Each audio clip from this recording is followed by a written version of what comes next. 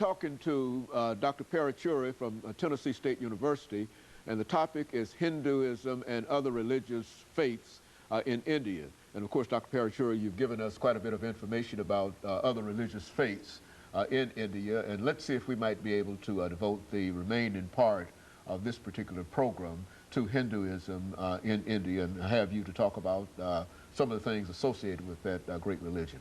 Well, I'm not so sure if I can sum it up in such a brief time. I probably will try to tell you as much as we can, given the time constraint. First of all, most people think that Hinduism is polytheism, and they are, icon worshippers. Like I say, that in all religions you have the essence of philosophy, the essence of, it has a component of metaphysical component, and the essence of getting in touch with your inner self. And at the same time, most of the religions have a ritualistic practice. And of course, in Hinduism, there's a lot more rituals, a lot of deities, and so people think they have different gods. Essentially, if we really think about the essence of this universe, we recognize in our own selves that there is only single truth. If there is a single truth, there cannot be so many gods. So it's except that the approach to the ideas of divinity differ. India is a subcontinent, as you know, and people probably in the early period, they were not so connected. Or a period of time when the religion evolved, perhaps, they thought of gods in different ways. So you have the visualization of divinity in so many ways. So Hinduism, of course, allows you to worship the way you want. It's a very tolerant religion. It does not restrict you from saying that you have to go to the temple every day, or there's not so much of do's and don'ts. It is more of an open thing, but the point is that you need to evolve yourself, your inner self, as a human being. So we realize that there is only one spirit, but that expression of spirit is in different forms. So this is why Hinduism has been always tolerant of other religions, and when other religions have come into India, they have been very accepting of it. There's been a great degree of toleration towards these religions. So you have this very large-hearted sort of universalistic approach in terms of a divine entity. But at the same time, you will see that there are, as I said, appears that Hindus have so many gods. Different expressions of that divinity. But that is different expression of divinity. So, which makes it very convenient when you have so many expressions of divinity for people to feel connected with the way that they would like to worship. The whole idea in Hinduism is self-realization, involvement of your own self. So it is not so much as we seek out salvation, but you as a human being needs to evolve as and recognize the essence of what this universe is, and to be one, in tune with the universe. Hinduism says we are only an atom of this entire cosmos. So this spark that we have also has its divine essence. Now when Bible says you are made in his image, what do we mean by that? Look at things around you. There are only 5 components to this universe, and we say that is created by God. What are those 5 components? As we know, earth, air, water, heat, and ether. So if God is the one who created this, then you are an image, his image. So Hinduism recognizes that you are that spark. You are, thou art that. That is, you are that spark.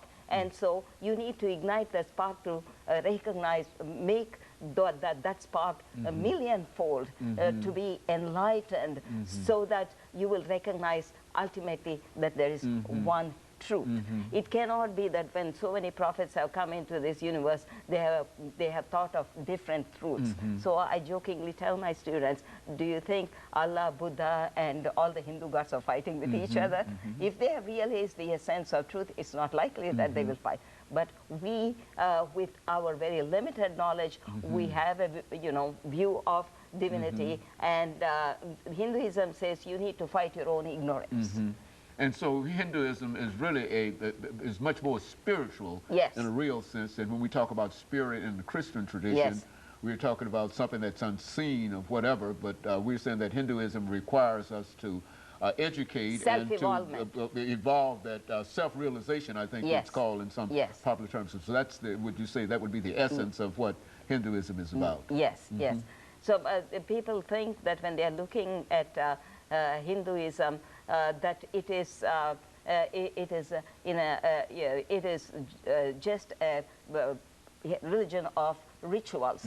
But these rituals have been put for us really to get this gross body to listen and to be attentive through these rituals, to have a connectivity between this gross body self and that essence of that divinity. So if you, because we realize the mind is a monkey, so when you have these rituals, you feel it is much more easier to focus.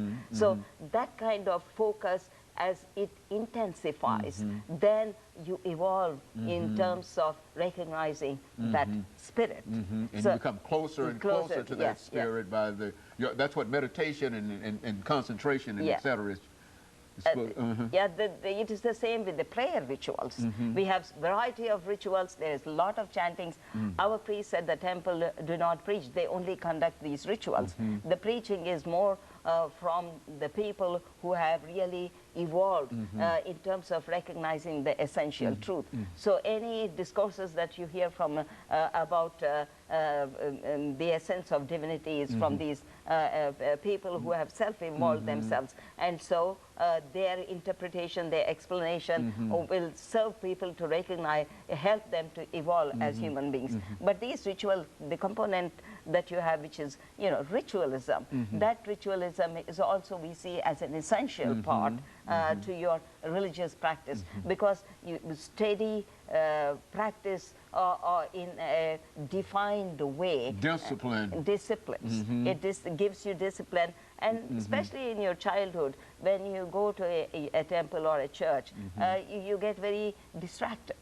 So these rituals, even not just for the children, even adults get distracted. So these rituals help us to focus, and gradually it builds a discipline in terms of tuning our mind towards divinity. It is the God-tuned mind is what one needs, and tuning into God is these kind of rituals, and the variety of deities, and as well as the icon worship is simply a help for individual to move to that direction of self-discipline and evolving into recognition of what the essence of divinity is. Okay, over the last couple of minutes here, Dr. Paruchuri, let's look at this question. I think it has often been said that the so-called civil rights movement came primarily out of the nonviolent philosophy of an Indian. You see, let's talk about the relationship that you know of in reference to that. I'm very glad you asked me that question, because nonviolence is, one of the essence of Hinduism. That is why many Hindus are vegetarian. Hindus believe all living beings have their place in this world, regardless of whether it is in human form or it is in insect form or anything. Non-violence is important for us to practice, because every living being has its own responsibility in this universe to execute its own duty.